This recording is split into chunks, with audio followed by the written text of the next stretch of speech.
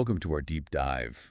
And this one is going to be, well, a little creepy. Yeah, a little creepy. It's the dark web. Yeah, the dark web. So to guide us, we're using this book, The Secret Story of the Dark Web, The Illegal Internet Exposed. Oh, okay. By Derek Mailhiot. Okay.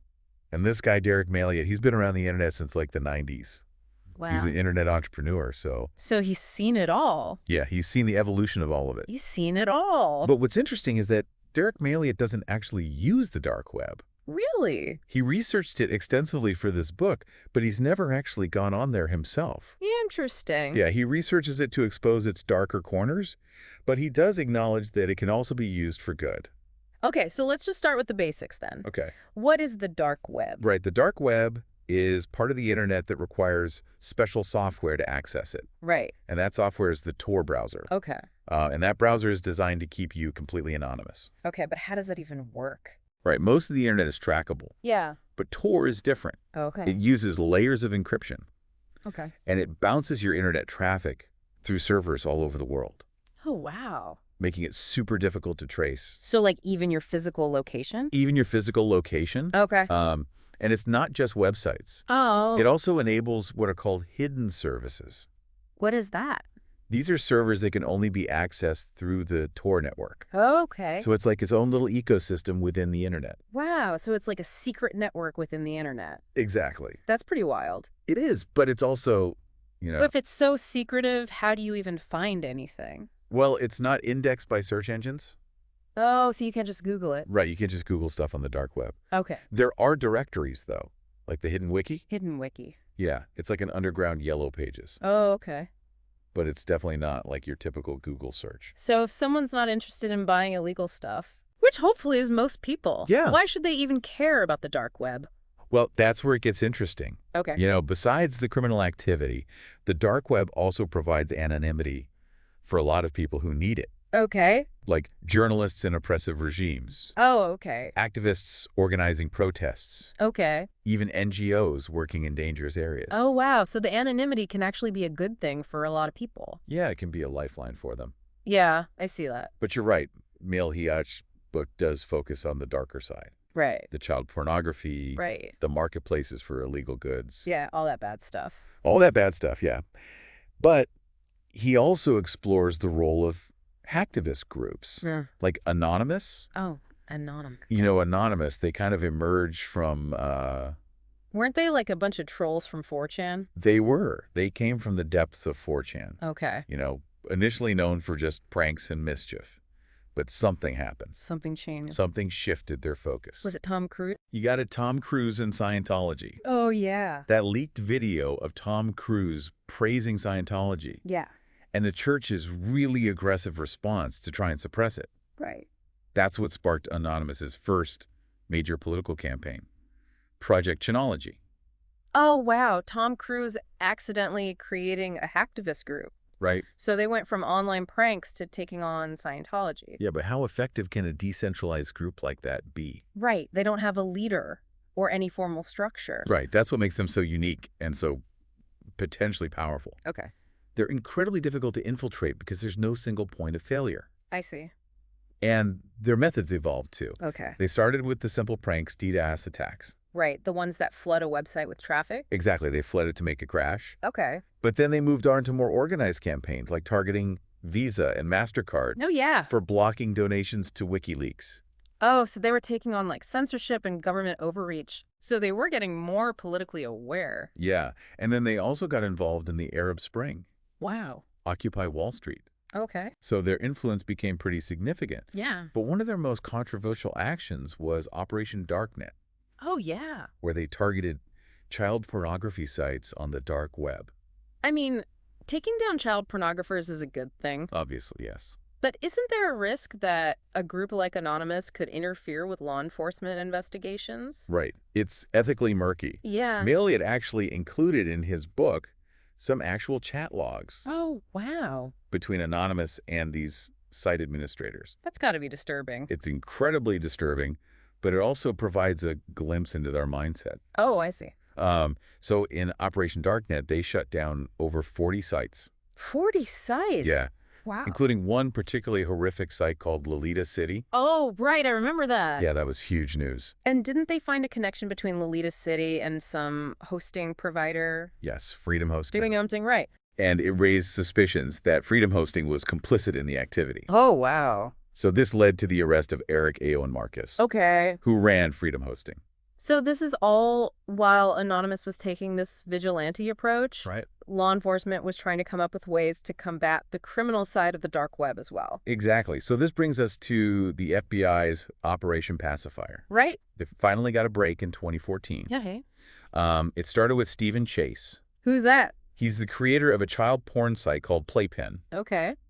He accidentally revealed his site's IP address, Oh, no. which gave the FBI a way in. Oh, okay. And then they seized control of Playpen and ran it for 2 weeks. Wait, the FBI ran a child pornography site? They did, and they used malware to identify and track the site's users. That sounds super risky and kind of ethically questionable. It was definitely controversial. Yeah. It led to thousands of arrests worldwide, though, Okay. and the rescue of some child victims. Well, that's good, at least. But it also raised a ton of questions Of course. about privacy, government surveillance. Right. Was it worth it? You know? Yeah. Were the ends justifying the means in this case? Right. It's definitely something to think about. Yeah, it's a tough one. Yeah, so it shows the dark web is a tough place to police. But Mailhiot's book doesn't just cover child pornography. Oh. He talks about all kinds of criminal activity, Oh, okay. like the use of Bitcoin for illegal transactions. Right. Bitcoin, everybody's favorite. He discusses this case involving a South Korean-based child porn site Okay. called Welcome to Video. Welcome to video. Yeah. Okay. And this case is really important because it highlighted the role of Bitcoin tracing Oh, in investigations. so Bitcoin is supposed to be anonymous, right? It's supposed to be. So how can they track those transactions? It's not completely anonymous. Okay. Law enforcement actually used blockchain analysis, Blockchain analysis. yeah, to track those Bitcoin transactions and identify the users who were paying for the content. They were also helped by a security flaw on the site that exposed some IP addresses. Oh, okay. So the site operator was arrested, Okay. and the investigation led to arrests in multiple countries and the rescue of more abused children. So even though the dark web offers this anonymity, it's not foolproof. Exactly. And law enforcement is finding new ways to adapt their techniques. So what you're saying is Yeah, the dark web might seem separate from our everyday lives. right. But it's not. It's not. Okay. Mailhiot actually brings it closer to home Okay. with his discussion of Omegle. Omegle, what is that? It's a platform where you can have random video chats with strangers. Oh, I've heard of that. It got super popular. Yeah. But it also became a hunting ground for predators. Oh, no, that sounds dangerous. It is, especially for kids. Right. Like, how do you even police that? It's really hard. And Mailhiot actually played a role in getting Omegle to acknowledge the dangers. Really? Yeah, he sent them a documentary he was working on that exposed the child exploitation happening on Omegle, Oh, wow. which then prompted them to add a warning about predators. But it's still a super vulnerable platform. It is, and that's the point. You know, Oh, you think the dark web is this distant, shadowy realm, yeah. but the dangers can extend into seemingly harmless parts of the internet, That's a good point. like things that our kids are using. Yeah, it's a scary thought. It is. So I think it's a good place to pause for now. Okay. We've covered a lot, from Tor to the ethical dilemmas of law enforcement tactics. Yeah, we have. So what are your key takeaways? Well, the dark web is a tool, Right. and any tool can be used for good or evil, Right. and it's not going anywhere. Yeah, it's here to stay. It's here to stay. All the attempts to shut it down have pretty much failed. So we got to figure out how to manage the risks. Yeah, and recognize the benefits. Right. It's a tall order. It is, but it's a conversation that needs to happen. Yeah, definitely. Def- So when we come back, we'll continue exploring the dark web. We'll delve into the world of dark web marketplaces Okay. and the whole hitman for hire thing. Okay. And we'll also look at the growing presence of terrorism in this hidden online world. I'm ready. Okay, good. Let's do it.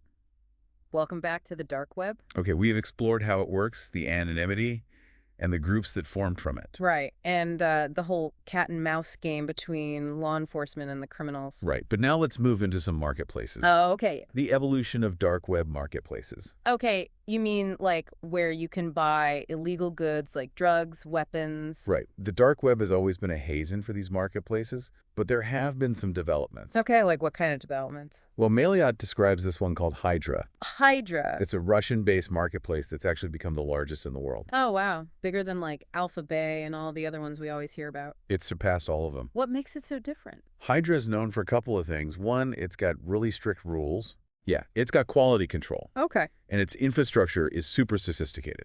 Wow. So they've really taken this to like the next level. They have. They've really stepped it up. Okay. And they even have something called a dead drop system. A dead drop system. What's that? The buyer will receive coordinates to pick up their purchase in the real world. Wow. So like they're not shipping it to you through the mail or anything? It's like a digital treasure hunt. Oh, wow. So like how do they even do that? It brings that online world into the real world. Yeah, it does. That's a little creepy. It really does. It makes it hard for law enforcement, right? Well, that's the question. How do law enforcement agencies even begin to tackle that? It sounds like a spy movie. It really does. And Mailhiot highlights a case Oh, okay. that really brings home how scary it is. Okay. The case of Evgenia Shishkina. Who is that? She was a police detective in Russia, Okay. murdered in a hit ordered through Hydra. Wait a minute. So you're telling me it's not just drugs and weapons? They're using it to hire hitmen. They are. And it demonstrates that Hydra is not just a marketplace. Okay. It's a platform that can facilitate really serious crimes. It's real-world implications. Real-world harm. Wow. So it's not just virtual, it's real. It blurs the lines between virtual and real. It does. So this leads us to the whole hitman for hire thing. Right, the sites that keep popping up. Yeah. Are they even real, though, or are they scams? That's the thing. Yeah. It's hard to tell. Okay. Mailhiot focuses on Besa Mafia. Besa Mafia. I think I've heard of that one. Yeah, it claimed to be run by Albanian gangsters. Wow. It was hacked, though, and revealed to be fraudulent. So it was a scam. It was a scam. Okay. But the hack also exposed their kill list. Wait, so even though the site was a scam, Yeah. the people using it were serious about wanting someone dead? They were. The operator was a con artist. But some of the customers actually took matters into their own hands. Are you serious? There was a guy, a user, Dog Day Guy. Like that. Yeah. He spent months trying to work with the operator to have a woman murdered. Oh, wow. But when that didn't work out, Yeah. he got frustrated and murdered her himself. So these sites, even if they're fake, they attract people who want to hurt others. Right. And that brings up the question. Yeah. What motivates them to do that? Right. What's their end game? Yeah. It's disturbing. It is disturbing. So we've got these marketplaces, hitmen for hire sites, but there's also something else on the dark web. What? Terrorism. Oh, yeah. I was wondering when we were going to talk about that. We can't talk about the dark web without talking about terrorism. Terrorism on the dark web, that's a scary thought. It is a scary thought. So what's the deal there? Well, Mailhiot talks about how there's been a big shift Right. in how terrorists operate online. Okay. Because in the past, it was all about the physical safe havens. Okay. Yeah. But with social media and the surveillance and everything, they've had to adapt. Right. So they need a new safe haven. Exactly. The dark web. The dark web provides that anonymity. So it's their virtual safe haven. It is a place where they can recruit, they can radicalize, they can spread their propaganda, they can even plan attacks without impunity. Wow. So it's like they're waging a different kind of war. They are. And one of the more disturbing things Okay. is this group called the United Cyber Caliphate. United Cyber Caliphate. That sounds like something out of a movie. It does. It's basically an umbrella organization Okay. for pro-ISIS hacktivist Oh, groups. wow. So they're not just your average terrorists. They're using their skills to support the agenda. So they're cyber terrorists. They are. They've been linked to publishing hit lists, targeting government websites, military websites, Wow. and they've even tried to disrupt critical infrastructure. Disrupt infrastructure. Like, what does that mean? Like the power grid? Yeah, the power grid, transportation. That's really scary. It is really scary. So how do they even fund this stuff? That's another question. Yeah. And this is where cryptocurrency comes in. Okay. Mailhiot talks about this marketplace called Satiqua coins. Satiqua coins. It sounds almost nice. It does, but it's anything but. Okay. It allows users to donate cryptocurrency, mainly Bitcoin, Okay. to fund jihadist activities. It's like crowdfunding terrorism. It really is. Wow. They run campaigns to fund everything from sniper rifles to ransom payments for imprisoned ISIS supporters. So they can't just shut down this marketplace. Right. Because then you're cutting off funds. Exactly. It's a hard problem to tackle. It's very complex. So all of this just sounds so overwhelming. It is. But the dark web just feels like this dangerous place. It is. It's constantly evolving. So is there any way to control it? That's the question, isn't it? Can they shut it down? Well, Mailhiot's conclusion Yeah. is that it's futile It's futile. Why? because of its decentralized nature. Oh, There's no central server to target. So they shut down one part and another pops up. Exactly. It's like whack-a-mole. It's Yeah. constantly popping up in different places. So we're stuck with it. It seems that way. Okay, well, how does any of this affect the average person? That's a good question. Yeah, You know, it feels so abstract. it does. Like it's not really happening. Like it's all just virtual. But its effects can be felt in the real world. Okay. Think about identity theft. Oh, okay. A lot of the data that fuels identity theft is bought and sold on dark web marketplaces. Oh, that makes sense. You know, you have your credit card stolen. Yeah, it's a nightmare. It is a nightmare. So it does affect us. And the more our lives are online, Yeah. the more vulnerable we become. So what do we do? That's the million-dollar question. Is there even a solution? I think the first step is awareness. Okay. You know, the more you understand Yeah. the workings, the dangers, the better you are to protect yourself. Okay. That makes sense. Mailhiot offers some tips in his book. Okay. Like use strong passwords. Right. Be careful what you share. Yeah, of course. And be aware of the risks of platforms like Omegle.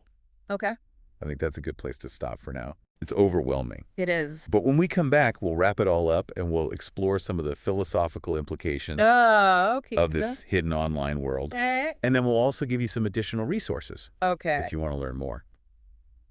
Welcome back to our deep dive. Back into the dark web. Yeah, it's a trip, isn't it? Yeah, a little creepy. It's both fascinating and disturbing, Yeah. where the line between good and evil and myth and reality Oh, it gets blurred. gets really blurred. So we've talked about a lot. Yeah. Technology, the people, the cases, the ethics. All of it. But now that we're kind of wrapping this deep dive up, Yeah. what does it all mean? Yeah, what's the takeaway here? Yeah, what are the takeaways for our listener Right. who has been on this journey with us? Yeah, it's been a journey. Through the dark web, I think the most important takeaway Okay. is that it's a double-edged sword, It is. a tool that can be used for freedom and privacy. Right, like for those people living under oppressive regimes. Right. But it can also be used for really bad stuff. Yeah, crime, terrorism, people who prey on the vulnerable. So a force for good and a source of great harm. You got it. And it's important to be aware of both sides. Definitely. But another takeaway is that the dark web is here to stay. Oh, it's not going anywhere. It's not going anywhere. We've tried to shut it down And we failed. and failed miserably. Miserably. It's because of that decentralized nature, Yeah. like cutting off the head of a hydra. Right, and 2 more grow back. Exactly. So we have to come up with new ways to address the challenges. We're also balancing, individual liberties and all that. Right. And that brings me to what I think is the most profound takeaway. Okay, let's hear it. The dark web is a reflection of ourselves. Oh, okay. It just amplifies the best and worst parts of human nature. It does. As this marketplace for, drugs and weapons and all this bad stuff. Yeah, all the bad stuff. But it's also a platform for, whistleblowers. Yeah, and people who can't get information anywhere else. And dissidents. Yeah. It's not just about the technology. Right. It's about the people using it. And their motivation. And their motivations. So to really address these challenges, Yeah, we need to understand the motivations, the good and the bad. I think so too. It's been an incredible journey, It has. filled with some really surprising facts. Yeah, surprising and unsettling. But I think it's important Yeah. to end on a note of hope. Yes, definitely. Despite all the darkness, there are glimmers of light. Right. People using it for good, Fighting for justice, protecting those who can't protect themselves. and law enforcement and cybersecurity experts are working really hard to try to combat this stuff. Yeah, they are. It's a complex, constantly evolving landscape. So we need to pay attention to it. We need to pay attention to it, be critical in our thinking, engage with it. Right. And all of our lives are online now. Exactly. So it's only going to become more and more relevant So we all have a role to play in this. in shaping the future of the internet. Exactly. So thank you for joining us on this deep dive into the dark web. Yeah, it's been a creepy journey. It has been a creepy journey, but essential.